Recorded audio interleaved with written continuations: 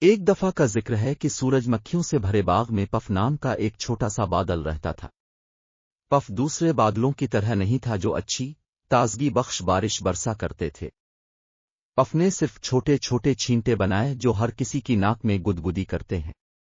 دوسرے بادلوں نے اسے چھیڑا، ٹھیک بارش ہو پف، تم چھینکنے والے بادل نہیں ہو۔ پف نے اداس محسوس کیا، وہ ایک مددگار بارش کا بادل بننا چاہتا تھا۔ ایک گرم دن باغ کے پھول جھڑ رہے تھے۔ پف جانتا تھا کہ انہیں پانی کی ضرورت ہے، لیکن وہ انہیں دوبارہ گدگدی نہیں کرنا چاہتا تھا۔ پھر اس کے چھوٹے سے دماغ میں ایک خیال آیا۔ پف پھولوں کے اوپر اڑ گیا اور اس کے چھوٹے سے چھوٹے چھینٹے چھین لیے۔